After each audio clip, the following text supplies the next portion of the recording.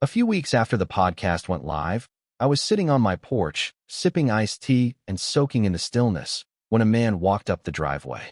He was tall, probably early 50s, silver creeping through his hair, slight limp. There was something familiar about him, but I couldn't place it right away. He stopped halfway and asked, "You Jamal?" I gave a nod. He held out his hand and said, "Name's Dave. I'm Karen's ex-husband." I blinked. "Seriously?" He laughed. "Yup. Caught the podcast. Knew the voice before I ever heard the name. Just had to come shake your hand. You did what I never could. You made it out and won." I wasn't sure what to say, so I pulled out another chair and poured him a glass of tea. We sat and swapped stories for over an hour. Turns out, he left her 5 years back after 10 years of emotional landmines. Said the whole HOA obsession had always been her thing. Treated neighborhood rules like commandments, and once tried to fine a 6-year-old for riding a tricycle on the walkway. "You know," he said, "she wasn't always like that. Not exactly normal, but she used to be manageable. Somewhere along the way, the rules became her religion. And if you didn't kneel at her altar, you were an enemy." I asked if he knew where she ended up after the eviction. He shrugged. "Probably with her sister. They're cut from the same cloth, just different fonts." That night, as the sky darkened and the porch lights flicked on, I felt something I hadn't in a long time. Peace. Real, deep, lasting peace. The kind you earn after standing tall and not giving in. Karen tried to control the story, twist facts, turn me into the villain. But the truth stood tall, the footage didn't lie, and I never stooped to her level.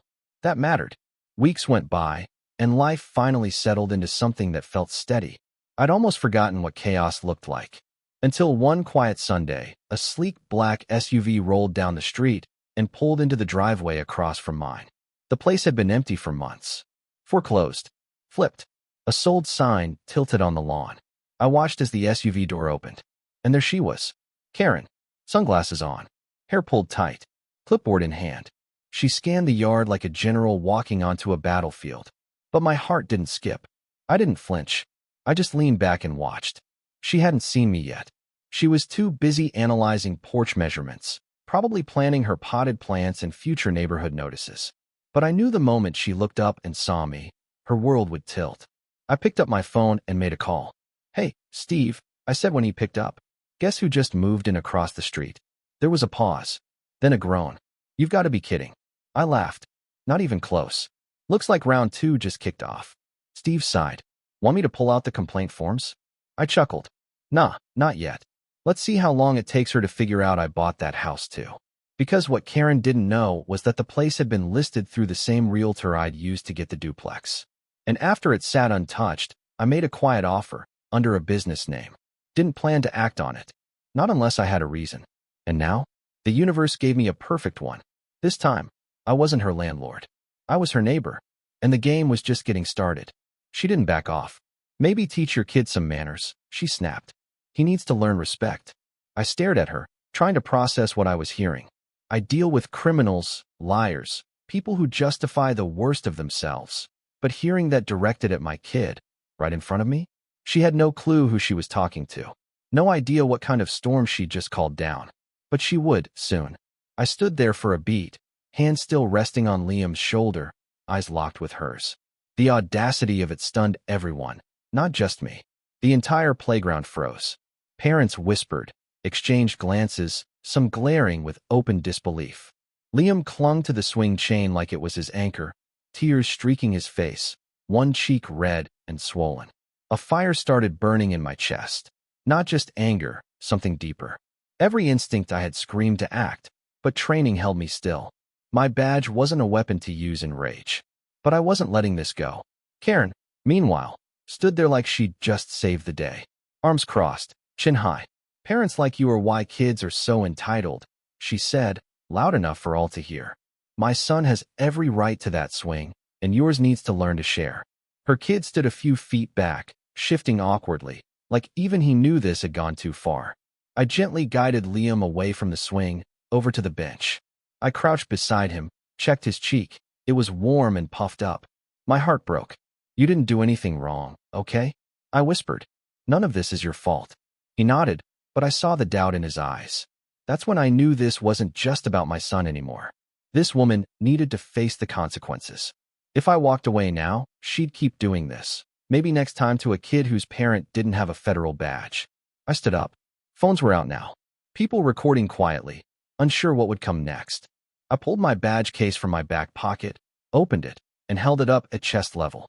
My voice was calm, steady, edged with unmistakable authority. You just assaulted a minor, I said, staring directly at Karen, in front of multiple witnesses, including myself. I'm a federal agent with the Department of Justice. And this isn't going away. Her face went pale. She opened her mouth, paused. Wait, you're joking. You're not serious. Her eyes flicked between my face and the badge. You can't, I didn't hit him that hard. It was a reaction. He was being rude. I didn't flinch. You hit a child. That's all that matters. No excuses. No spinning it. You're going to be held accountable. She waved her arms like she was swatting at smoke. This is insane. I didn't mean to hurt him. I just tapped him to get his attention. Are you really arresting me over a swing? Before I could answer, another parent stepped up. A mom with a toddler on her hip and her phone still recording. I have the whole thing on video, she said. You walked up and slapped that kid. Hard. No one's going to buy your story. Heads nodded. A dad spoke up. She's done this before. I've seen her yell at kids, push another one last month. I didn't have proof then. I do now. Now phones were everywhere. Angles. Lenses. All focused on Karen as she realized her little kingdom was collapsing. I took out my phone, called someone I trusted at the local DA's office. We'd worked cases together. I knew he'd take this seriously. Turning slightly, I kept my voice low, but loud enough for her, and the growing crowd, to hear every word. Hey, it's me. I've got a situation. Woman assaulted a minor, my son, at the park. Multiple witnesses. Video footage. I need an officer on site and charges filed. Can you coordinate with patrol? Even with my tone calm and measured, everything around us had shifted. You could feel it. Karen looked like someone realizing too late that the train bearing down wasn't just noise. They were headlights. No, she stammered, backing up. You're making this a way bigger deal than it is. I didn't know he was your son. I didn't know you were, whatever you are. Her words tumbled over each other, unraveling fast, panic rising. I shook my head. Who I am doesn't matter. Who he is doesn't matter. You struck a child. That's all anyone needs to know. She turned to leave, muttering something about needing to get home, but another parent stepped in front of her, arms crossed. You're not going anywhere, the man said. Police are on the way. Sirens echoed faintly in the distance, growing louder by the second. Karen's face contorted in panic, tears forming in the corners of her eyes, but not a soul around her showed sympathy, not even her own child, who now stood feet away, eyes fixed on the ground. 2 patrol cars pulled up near the edge of the park. The officers moved with calm efficiency. I introduced myself, showed my credentials, and let the witnesses speak through their phone footage. They reviewed 2 separate videos, took statements, and gently spoke to Liam, making sure he felt safe before asking anything else. Karen kept trying to explain. It was a mistake. I didn't mean to. He provoked me. But the damage was done, and this time, it was going on the record. As they placed her in cuffs and led her toward the squad car, she shrieked, more desperate than angry now. You're ruining my life over this. Over a swing? I looked down at Liam, still gripping my hand tightly, and said clearly, for her to hear, no, you ruined it yourself. Once the patrol cars disappeared down the road, the park let out a breath. The tension that had gripped the playground eased, replaced by murmurs, some in disbelief, others in gratitude, and a few in sheer relief. Parents approached one at a time. Some patted my shoulder. Others knelt to check on Liam, who was slowly returning to himself. A few even thanked me, not just for stepping in, but for doing what they'd long wanted to do but didn't have the means or nerve to pull off. Turns out, Karen wasn't a stranger here. Stories poured out like water from a broken dam. One mom said she'd screamed at her daughter over a toy she claimed belonged to her son. A dad had seen her yank a kid's arm for not moving fast enough off a slide. Someone else mentioned she once threatened a lawsuit over emotional distress when her son tripped on his own shoelaces.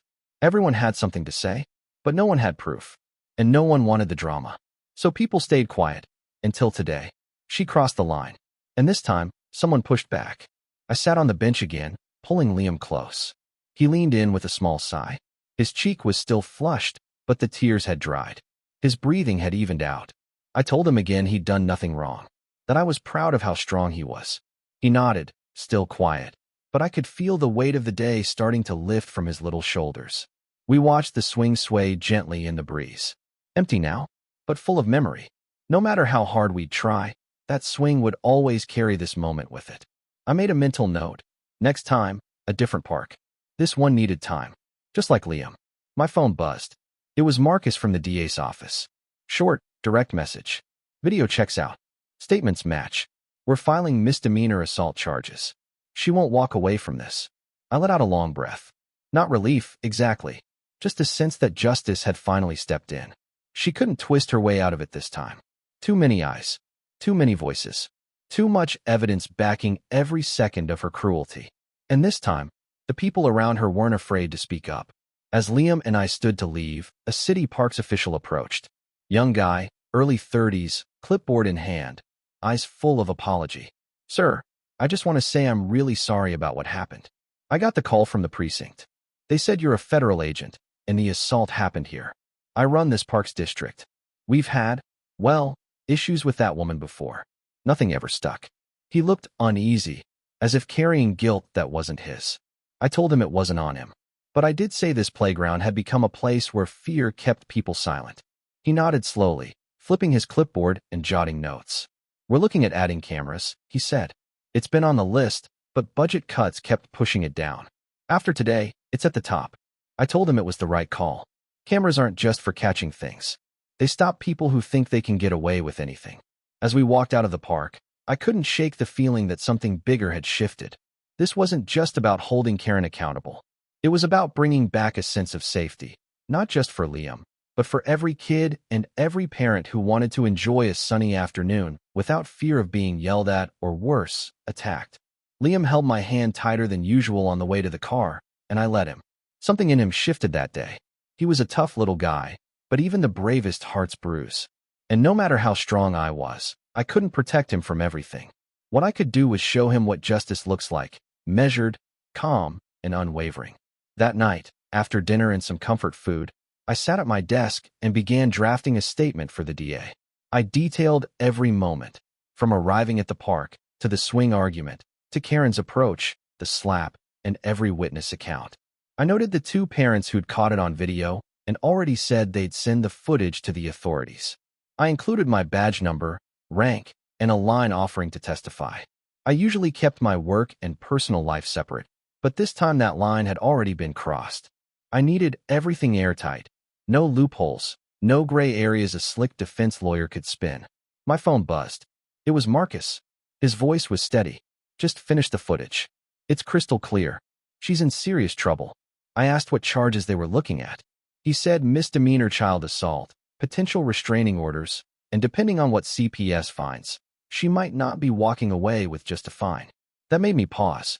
CPS? I asked. Yeah, he said. She brought her kid to the park, right? Officers flagged erratic behavior and verbal aggression, even toward him. That kicks off a standard welfare review. I leaned back, took that in. Do what you have to, I said. No kid should have to live with that kind of fear. After we hung up, I glanced at Liam, fast asleep on the couch, a book on his chest, plate of cookies on the table. The red mark on his cheek had faded to pink, but it was still there, a soft echo of the day's cruelty. Tom would help him forget, but I wouldn't. I'd remember every second, not just because he's my son, but because I saw something in that park that day, a community, tired of staying quiet, finally stepping up. Tomorrow, I'd call the parents who offered to testify and thank them personally. But tonight, I'd sit in the stillness and remind myself that even in a messed up world, sometimes the good guys do win. The week that followed was a blur of phone calls, forms, and conversations I never expected to have. It started with the DA confirming formal charges. Karen was being charged with misdemeanor child assault. A restraining order was issued, keeping her from approaching Liam, me, or the park where it happened. Marcus kept me posted the whole way. He said the case was moving quickly because of how strong the evidence was. 2 crystal-clear videos, both showing the slap and Karen's rant in full. Even with the legal system doing its part, the emotional weight lingered. Liam had gone back to school, but he wasn't the same. He was quieter, pulled back, flinched when voices were raised. even if it wasn't toward him. It broke something in me. I'd seen things in my line of work that would stay with most people forever. But nothing hit me like seeing my own kid feel scared in a place meant for fun. At home, I stayed patient. Never pushed him to talk. Just made sure he knew I was there. We did more stuff indoors. Built Legos, baked cookies, read books with silly voices. Little by little, I saw him start to trust the world again. Slowly. But trust is fragile, especially for a kid. It wasn't just time he needed, it was proof. Proof that the world around him was still good. And to my surprise, that proof started to show up. 2 days after it all happened, the parks department called. They wanted to meet in person to talk about changes they were considering. We met the next morning at City Hall. The park manager, Lewis, a tall, no-nonsense kind of guy, shook my hand and led me into a small meeting room with 2 other staff members. He explained that after Karen's arrest, they were flooded with emails and calls. Parents shared stories of their own, of being harassed, of feeling helpless, of asking for change and being ignored. The response had pushed the issue to the top of their list. Now, emergency funds were being allocated for security cameras, better signage about behavior expectations, and possibly even part-time security during peak hours. I told them it was the right move, not just for Liam, but for every kid who ever felt unsafe in a space that should have been filled with laughter. Lewis agreed, said it never should have taken this long or this level of harm to spark action. But sometimes, it takes a visible spark to ignite overdue change. Then the media picked it up. Local news started reporting on the story. A few weeks after the podcast dropped, I was out on the porch, enjoying a glass of iced tea and some peace, when a man came walking up the driveway. He looked to be in his early 50s, tall, a little gray in the hair, walking with a slight limp. Something about him felt familiar, though I couldn't quite place him at first.